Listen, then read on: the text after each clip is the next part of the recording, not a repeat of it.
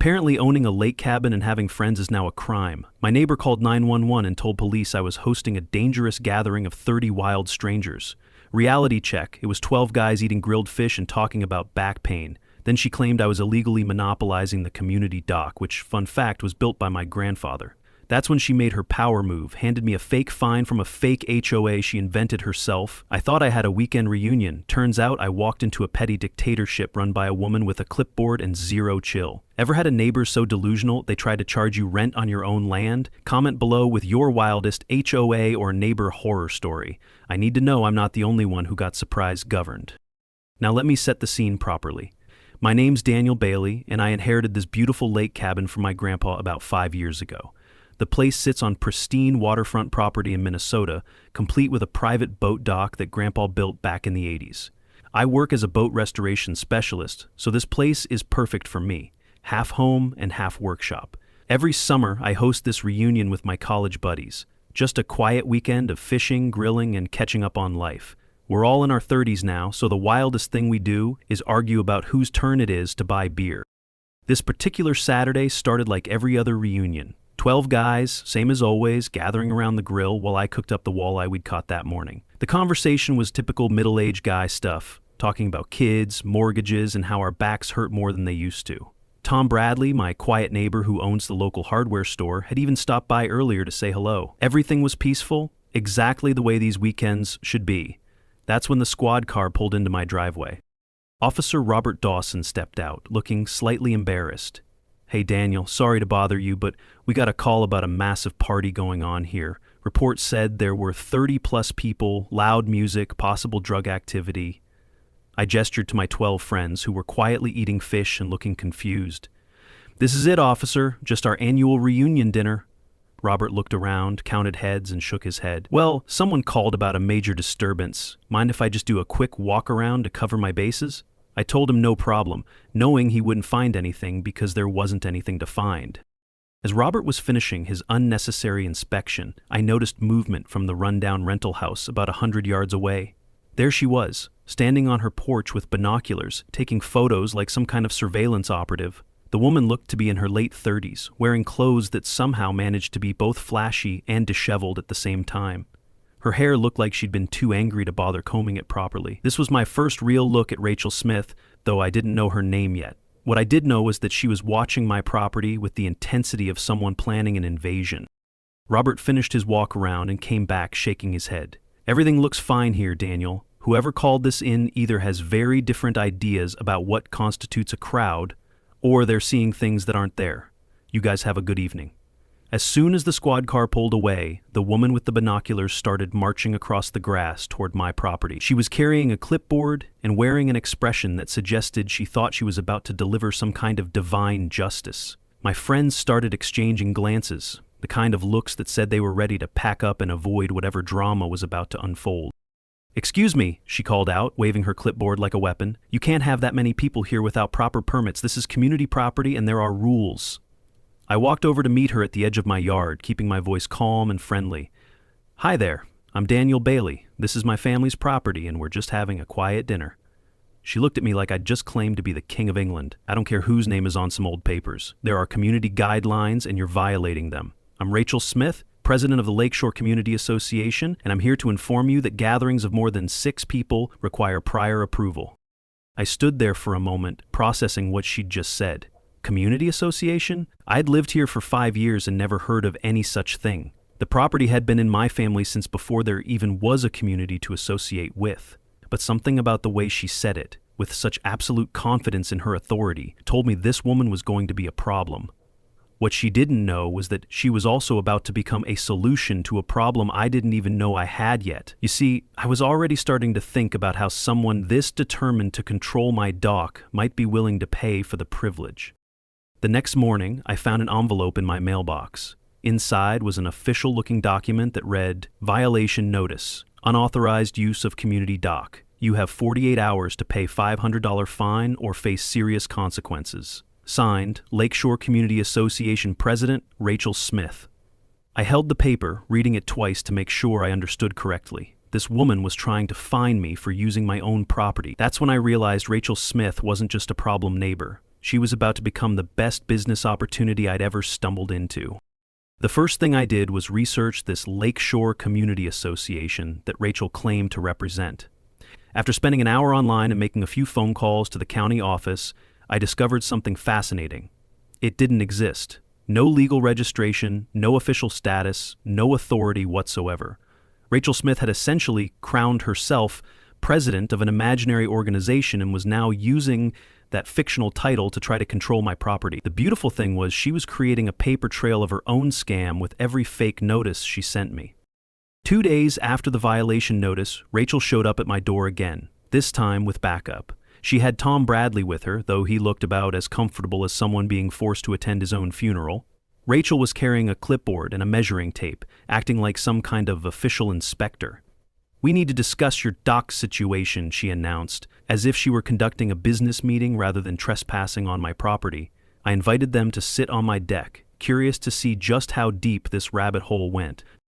"Your dock affects everyone's property values," Rachel began, consulting her clipboard like it contained the secrets of the universe. "You're being selfish by hogging the best lake access in the area. It's not fair to the community." As she spoke, I noticed something interesting about her tone. There was a bitterness underneath her righteous indignation, a personal edge that suggested this wasn't really about community welfare at all. When I asked her what she thought would be fair, her answer revealed everything I needed to know about her true motivations.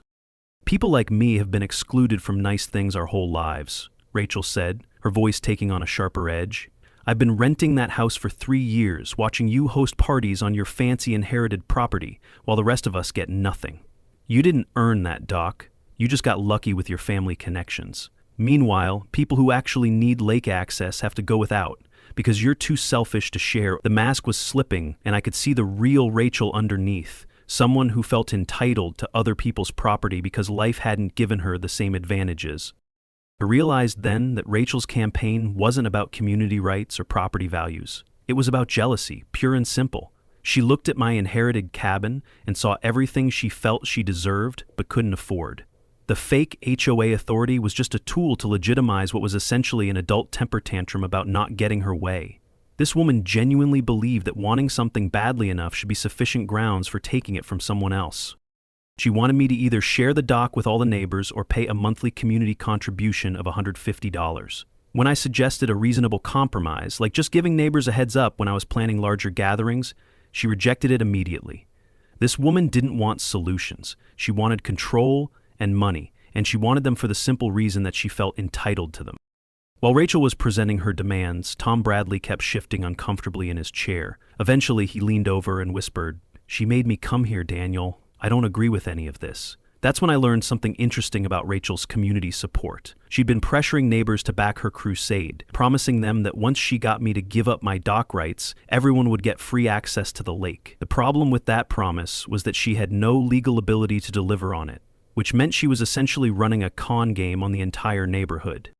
After Rachel and Tom left, I decided to keep an eye on my property more carefully. What I discovered over the next few days was both infuriating and enlightening. Rachel was bringing strangers to my dock and charging them $40 each to use what she called the community boat launch. She'd set up a whole business operation on my property without my permission, keeping 100% of the profits while claiming it was for community benefit. The woman was literally stealing from me while lecturing me about community responsibility.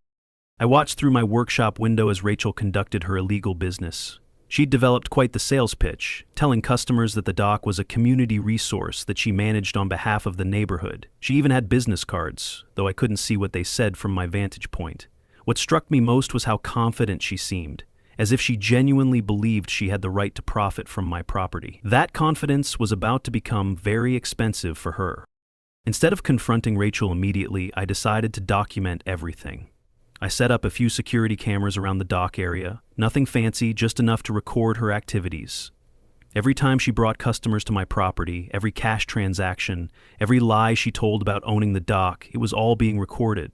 I was building a case, but not for the police. I was building a case for the most beautiful form of justice I could imagine, making her pay market rate for what she'd been stealing. The more I watched Rachel's operation, the more impressed I became with her work ethic, if not her ethics. She was making somewhere between $200 and $400 per week off my dock, and she'd created a whole pricing structure, Locals paid $40, tourists paid $60, and weekends came with a premium rate. She was even keeping customer logs, creating a detailed record of the commercial value of my property. Rachel was essentially doing market research for the business I was going to force her to pay for. One evening, Tom Bradley stopped by my workshop while Rachel was busy with customers at the dock. "Daniel, I need to tell you something," he said, looking around nervously. "She's been collecting money from the neighbors too, $50 a month from each household for something she calls a legal defense fund. She told us the money would go toward fighting you in court, but I'm starting to wonder where it's really going." That's when I realized Rachel's scam was even bigger than I'd thought. She wasn't just stealing from me, she was stealing from everyone. The final piece of Rachel's operation revealed itself when she made a crucial mistake. She filed a complaint with the city about my boat workshop, claiming I was running an illegal commercial operation without proper zoning permits. When the city inspector showed up to investigate, he found that everything on my property was perfectly legal and had been grandfathered in decades before current zoning laws existed. But while he was there, he also witnessed Rachel conducting her actual illegal business operation. The inspector asked me if I wanted to press charges, but I told him no. I had something much better in mind than getting Rachel arrested. The day after the city inspector's visit, I found another letter from Rachel. This one claimed to be from something called the Community Legal Defense Committee and threatened me with a federal lawsuit for illegal monopolization of lake access.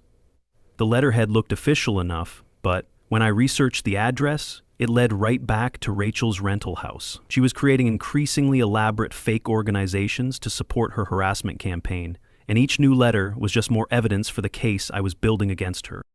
I decided it was time to take a more active role in Rachel's business education. She'd been advertising Dock Access through online classifieds, so I created a fake customer identity and responded to one of her ads. I called myself Mike from Minneapolis and expressed interest in bringing a boat up for the weekend. Rachel was immediately enthusiastic, offering me what she called premium lake access for $75 per day.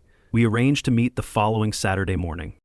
Playing the role of Mike from Minneapolis was easier than I expected. I drove my truck to a parking spot about a quarter-mile away and walked back to the dock area, wearing a baseball cap and sunglasses. Rachel was waiting for me, practically bouncing with excitement at the prospect of another paying customer. "You're going to love this spot," she told me, gesturing toward my own dock like she was presenting a prize on a game show. "I manage community access here, and this is absolutely the best boat launch on the entire lake." I asked Rachel about the ownership situation, playing the role of a curious customer. "So this is public property?" I inquired. "Practically speaking, yes," she replied without hesitation. "The community voted me authority over lake access. The previous owner didn't understand the concept of sharing, but we've established community rights." I kept asking questions, and Rachel kept digging herself deeper. She admitted on my hidden recording device that she was collecting money, that she'd established community authority over the dock, and that she was managing access on behalf of the neighborhood.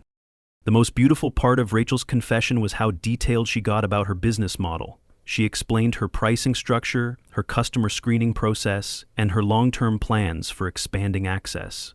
"I'm hoping to eventually install a proper payment kiosk and maybe even a small snack stand," she told me. "This location has incredible commercial potential."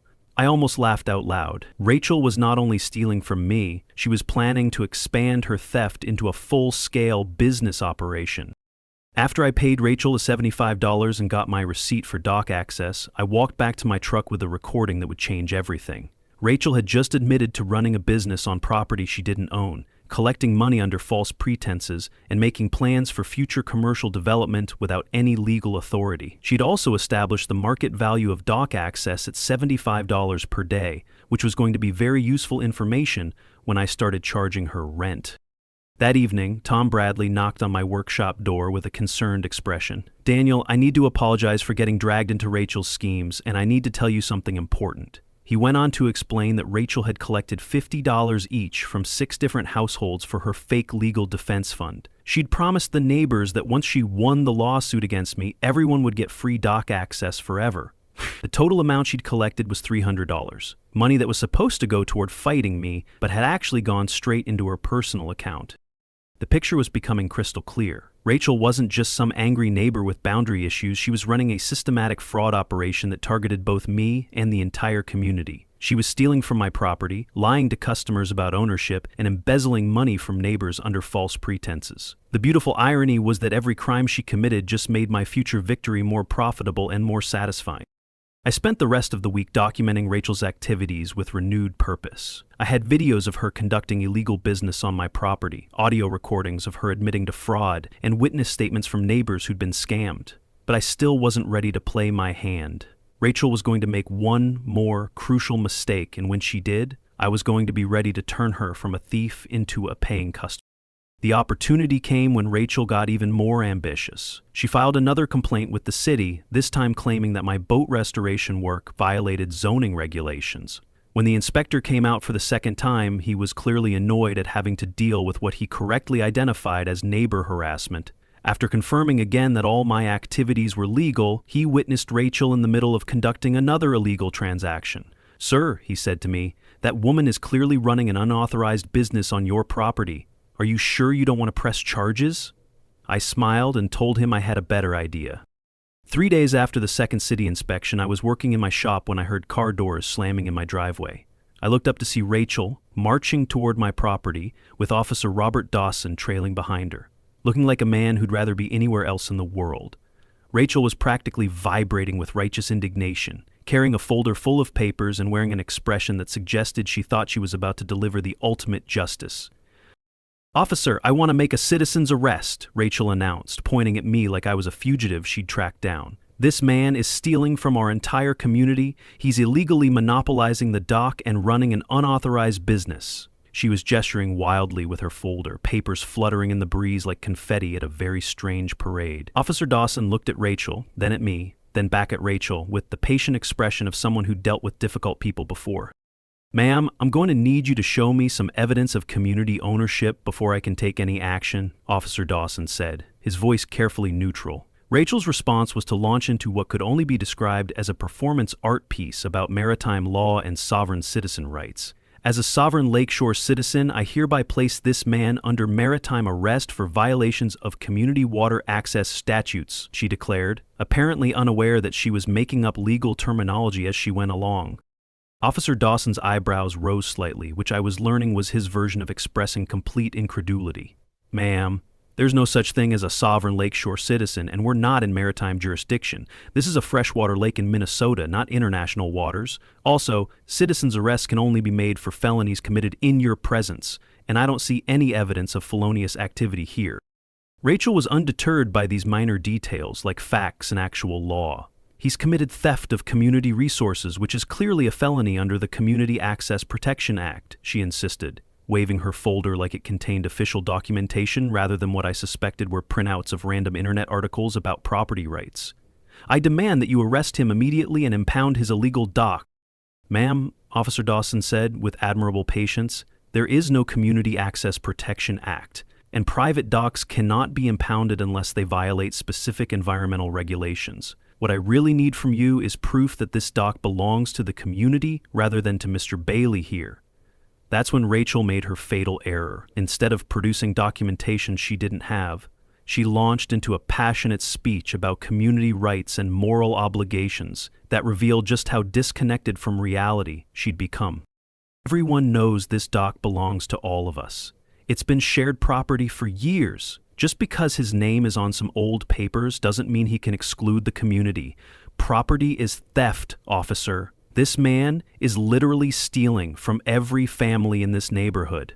Rachel was getting more animated with each word, apparently believing that volume and passion could substitute for legal authority. Officer Dawson stopped her mid-rant with the kind of calm professionalism that suggested he'd dealt with similar delusions before. "Ma'am, that's exactly what property ownership means. Legal documentation determines ownership, not community feelings or philosophical beliefs about property being theft. If you have evidence that Mr. Bailey doesn't own this dock, I'd be happy to review it. Otherwise, you're essentially asking me to arrest someone for using their own property." I decided this was the perfect moment to present my evidence and watch Rachel's entire worldview collapse in real time. I calmly pulled out my phone and showed Officer Dawson the videos of Rachel collecting money from strangers on my property. "Robert, I've been documenting Rachel's business activities for several weeks now. She's been charging people $75 a day to use my dock, while telling them it's community property. I played the audio recording of Rachel admitting she was managing lake access and collecting payments. Officer Dawson's expression shifted from annoyed to interested, while Rachel's face went through what appeared to be all 5 stages of grief simultaneously. Rachel's reaction to seeing her own crimes played back was absolutely spectacular. Her face went through about 5 different colors before settling on an angry red that clashed horribly with her outfit. "This is a conspiracy," she shouted, apparently deciding that when facts fail, accusations of vast plots might work better. "You can't record people without permission. This is entrapment. I demand you arrest him for illegal surveillance." Officer Dawson calmly explained that recording someone conducting business on your own property was perfectly legal, and that entrapment only applied to law enforcement officers inducing people to commit crimes, not private citizens documenting crimes being committed against them. "Ma'am," he continued with the tone of someone explaining basic concepts to a particularly stubborn child, "it appears you've been operating a business on someone else's property without permission. That's theft of services at minimum, and possibly fraud depending on what you told your customers." The beautiful thing about Rachel's meltdown was how it perfectly demonstrated the difference between someone who was guilty and someone who was innocent. While she was screaming about conspiracies and unfair treatment, I was calmly presenting evidence and explaining facts. The contrast couldn't have been more clear if we'd planned it as an educational demonstration about how guilty people behave when confronted with evidence of their crime. Officer Dawson asked me what I wanted to do about the situation, and I gave him an answer that clearly surprised both him and Rachel. "I don't want to press charges, Robert. I want to offer Rachel a business proposition." The look of confusion on both their faces was worth every moment of harassment I'd endured over the past few months. You see, Rachel has spent weeks proving that my dock has significant commercial value. She's established a market rate of $75 per day, demonstrated consistent customer demand, and shown that people are willing to pay for quality lake access. Since she's so convinced that the dock should generate revenue, I'm willing to rent it to her for $200 per month. She can run her business legally as my tenant instead of illegally as a thief. The look on Rachel's face was worth every moment of harassment I'd endured. She went from righteous anger to confusion to the dawning realization that she was trapped by her own actions. "You want me to pay you?" she sputtered, apparently unable to process the concept that actions have consequences. "After everything I've done to establish community access?" I smiled and nodded, enjoying every second of her cognitive dissonance. "Rachel, you've established that dock access is worth at least $1,500 per month based on your own pricing. I'm offering you a below-market lease at $200 per month. That's a steal, considering you've already proven the business model works and demonstrated that customers are willing to pay premium rates for access." Officer Dawson was clearly enjoying the irony of the situation. "Ma'am, you have a choice here. You can accept Mr. Bailey's generous offer to legitimize your business through a rental agreement, or I can arrest you for theft of services, fraud, and filing false police reports. What's it going to be?" Rachel looked around desperately, as if someone might materialize to rescue her from the consequences of her own action. When no rescue came, reality finally began to penetrate her delusions about sovereign lakeshore citizenship and community property rights. For 3 months, Rachel paid her rent like clockwork. $200 appeared in my mailbox on the first of every month, along with increasingly passive-aggressive notes about the unfair terms of our agreement. She used the dock quietly, usually in the early morning when she thought no one was watching, and for a while I actually thought the problem might be solved. Rachel had learned her lesson, accepted her role as my tenant, and we'd all moved on with our lives. That's what I thought, anyway, until my security cameras caught her making the mistake that would cost her everything. It was a busy Saturday morning in late summer when I noticed unusual activity around the dock. Instead of Rachel's usual solo fishing trip, there were 3 different groups of people using the facility throughout the morning. I checked my camera footage and discovered that Rachel had gone back to her old business model, but with a twist. She was now subletting dock access to tourists for $50 per day, directly violating the personal use only clause in our rental agreement. The evidence was undeniable. I had video of Rachel collecting cash from multiple strangers, text message screenshots where she advertised premium lake access to weekend visitors, and recordings of her telling customers that she had exclusive management rights to the dock. She was keeping 100% of the profits while violating every term of our contract. The woman had learned nothing from our previous encounter except how to be more careful about her time. I waited until Monday morning to confront Rachel about her contract violation. I knocked on her door with a folder full of printed evidence and a calculator to help her understand the financial consequences of her actions. When she answered the door, I could see in her eyes that she knew exactly why I was there. "Rachel, we need to discuss your business activities this weekend," I said, holding up the printed photos of her transactions. Her first instinct was to deny everything. "I don't know what you're talking about," she said, though her voice lacked conviction. I showed her the videos, the text messages, and the witness statements from neighbors who'd seen her bringing customers to the dock. "According to our contract, violation of the personal use clause results in immediate termination of the lease plus a penalty fee of $1,000. You also forfeit your security deposit of $2,400. Rachel's second instinct was to justify her actions. "I need the extra money to afford your ridiculous rent," she protested. "It's not fair to charge so much for something that should be shared with the community." I had to appreciate the irony of her complaint. "So you're admitting that you were stealing a valuable service before we signed the contract?" I asked. "And now you're upset that you have to pay market rate for something you used to get for free?" The math was simple and brutal. Rachel owed me the forfeited security deposit of $2,400, plus the penalty fee of $1,000, plus the remaining 8 months of rent she'd agreed to pay up front, which came to $1,600. Total, $5,000, payable within 30 days, or she'd face fraud charges and immediate eviction from her rental house for conducting illegal business activities. Rachel tried every negotiation tactic she could think of. She offered to pay extra rent going forward, promised to never violate the contract again, and even suggested we could become business partners in a legitimate dock rental operation. I rejected every proposal with the same simple response. "You had a perfectly reasonable deal and you chose to violate it. Now you pay the consequences we both agreed to when you signed the contract." The beautiful thing about Rachel's situation was that she had no legal recourse. She'd signed a clear contract with explicit penalty clauses, violated those terms while conducting illegal business activities, and been caught red-handed with overwhelming evidence.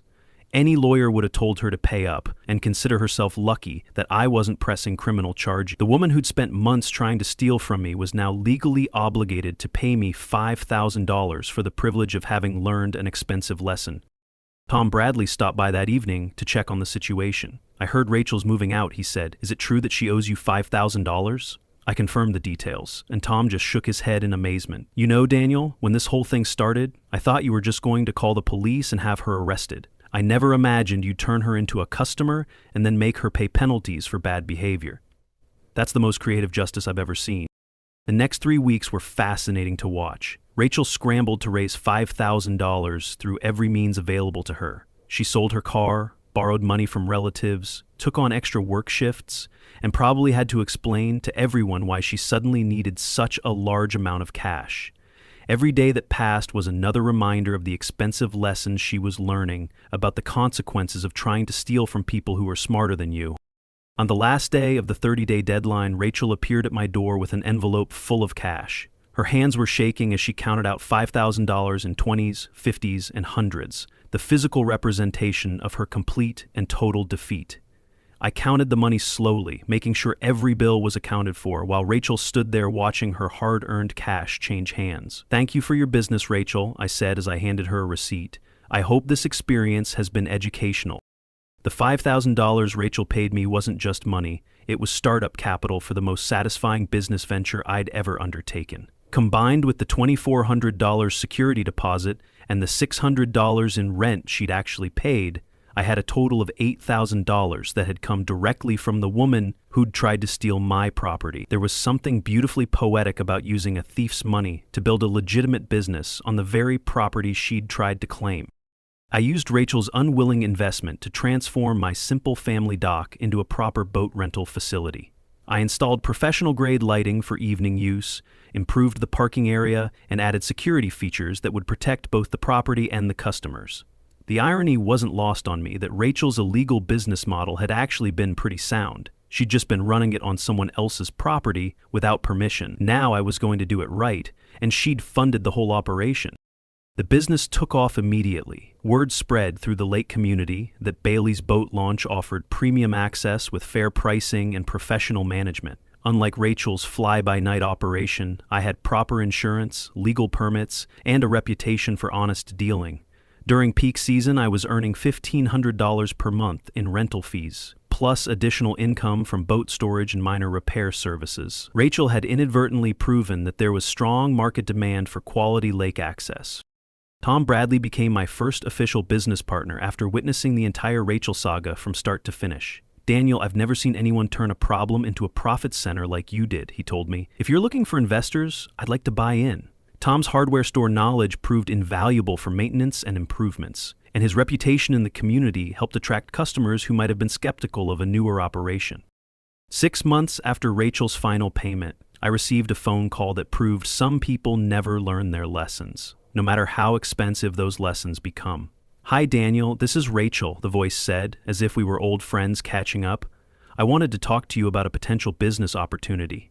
I put the call on speaker and leaned back in my chair, curious to see just how deep the rabbit hole of Rachel's delusion really went.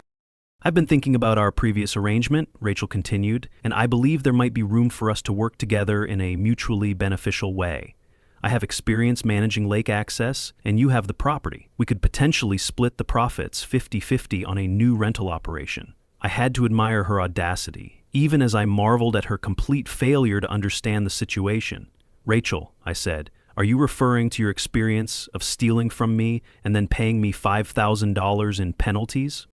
The conversation that followed was a masterclass in delusional thinking. Rachel genuinely seemed to believe that her months of theft, fraud, and harassment had somehow qualified her as a business partner rather than a cautionary tale. She talked about learning from past mistakes and bringing valuable experience to the table, apparently unaware that her experience consisted entirely of getting caught, defeated, and financially destroyed by the person she was now trying to partner with.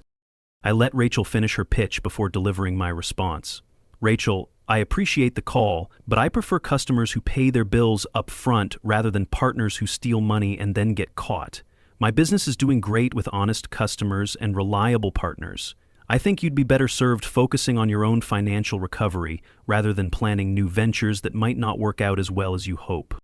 After hanging up on Rachel, I called Tom Bradley to share the story. His response was everything I'd hoped for. Uncontrollable laughter, followed by genuine amazement at Rachel's persistent lack of self-awareness. "She actually thinks you'd want to work with her?" he asked. "After everything that happened, that woman is either the most optimistic person on earth or the most delusional." I suggested it was probably a combination of both, with a heavy emphasis on the delusional part. The business continued to grow throughout that first full season. Property values in the area increased as word spread about the quality lake access available to residents and visitors. The neighbors who'd initially been pressured to support Rachel's harassment campaign became some of my best customers and biggest supporters. They'd learned firsthand about the difference between illegal schemes and legitimate business operations, and they appreciated dealing with someone who honored agreements rather than violating them. By the end of the season, I'd earned more than $20,000 in revenue from the dock rental business. All of it built on the foundation that Rachel had inadvertently provided through her theft and subsequent payments. Every month brought new customers who'd heard about the reliable service and fair pricing, creating a sustainable business model that would continue generating income for years to come. Rachel had wanted to control my dock for free. Instead, she'd funded its transformation into the most successful boat rental operation on the lake. The annual reunion that fall was particularly sweet. My 12 college buddies returned to find not just a peaceful weekend retreat, but a thriving business that had grown from the ashes of neighbor harassment. We grilled fish, told stories, and marveled at how a simple call to 911 had ultimately led to financial success and community respect. "You know," one of my friends said, "when that crazy lady called the cops on us last year, I thought this place was going to become a war zone. Instead, you turned her into your best customer." I raised my beer and toasted to the power of patience, documentation, and letting your enemies defeat themselves. 1 year after Rachel's final payment, I was running a dock rental business that had exceeded every expectation I'd set when the whole ordeal began. The operation was generating consistent monthly income, the property value had increased substantially, and the community had transformed from a source of conflict into a network of supportive customers and friends. Every aspect of my life had improved as a direct result of Rachel's attempt to destroy it, which struck me as perhaps the most perfect form of justice imaginable. The business had grown beyond simple dock rentals into a comprehensive lake access service. I offered boat storage, minor repair work, fishing guide services, and equipment rentals, all built on the customer base that had discovered the facility through word-of-mouth recommendations. Tom Bradley had become a full partner, contributing both investment capital and operational expertise that helped us expand faster than I could have managed alone. We were booked solid through the summer season and had a waiting list for premium services. What made the success even sweeter was knowing that every dollar of profit could be traced back to Rachel's unwilling contribution to the startup costs. The woman who'd tried to steal my property had instead funded its transformation into a legitimate business enterprise. Her theft had provided the evidence I needed to force her into a rental agreement. Her contract violations had generated penalty payments, and her illegal activities had demonstrated the market demand that made expansion profitable. The community transformation was just as satisfying as the financial success. Neighbors who'd initially been intimidated by Rachel's aggressive tactics had learned to appreciate the difference between legitimate business operations and fraudulent schemes. They'd seen how documented evidence and patient strategy could defeat bullying and harassment without resorting to escalation or revenge. The annual neighborhood barbecue had become a celebration of peaceful coexistence and mutual respect, rather than a gathering overshadowed by conflict. Tom Bradley and I were reviewing the year's financial statements when the phone rang with what would turn out to be the final chapter in the Rachel Smith saga. "Daniel, you're not going to believe this," said Officer Robert Dawson. "I just got a call from a police department in Wisconsin. They've arrested someone for running a boat rental scam at a public lake, and when they ran her name through the system, your case came up as a reference. Apparently, she was telling people she had permission to rent dock access at a state park." The details of Rachel's Wisconsin adventure were both predictable and pathetic. She'd moved to a small lake town and immediately tried to recreate her illegal business model, this time targeting tourists who wanted to use a public boat launch. She'd been charging $25 per day for premium parking near the dock, claiming she was an authorized agent of the Park Service. The scheme had lasted about 2 weeks before park rangers caught her and discovered she had no connection to the facility whatsoever.